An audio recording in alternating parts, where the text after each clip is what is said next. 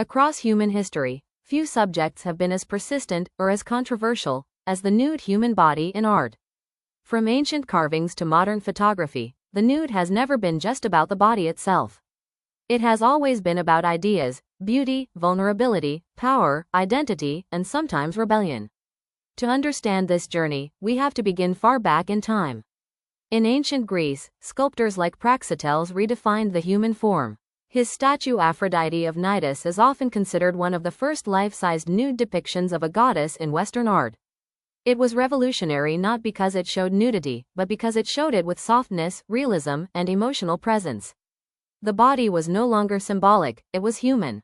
Centuries later, during the Renaissance, the nude returned with new meaning.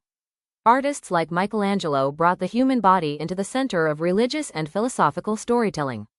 In works like the Sistine Chapel ceiling, bodies twist, stretch, and reach across sacred space.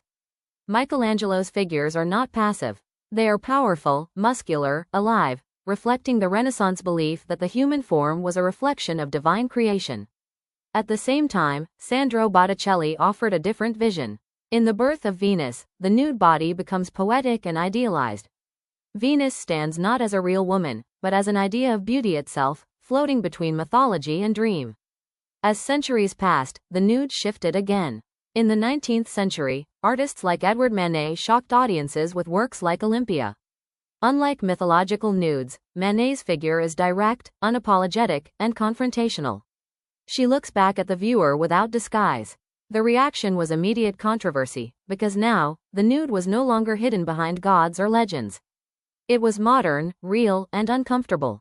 Then came photography, and everything changed. With the invention of the camera, the nude body could be captured with undeniable realism. Early photographers struggled with this power. Was it art? Was it scandal? Or both? By the early 20th century, artists like Edward Weston transformed the debate completely. Weston removed narrative entirely. No myths, no storytelling, just form, light, and shadow. In his nude studies, the body becomes abstract, almost geological. A back becomes a dune. A torso becomes sculpture. His famous 1925 nude studies didn't ask viewers to understand the body, but to see it differently. Around the same era, photographers like Imogen Cunningham explored the nude with a softer, more human approach.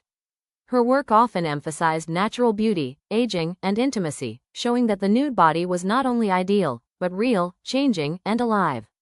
In the modern era, the nude became even more complex.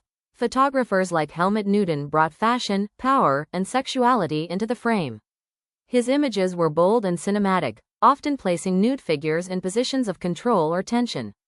Whether seen as empowering or provocative, Newton forced the viewer to question the relationship between beauty and power. And then there are the quieter voices, like Francesca Woodman. Her black and white self-portraits feel fragile, almost disappearing.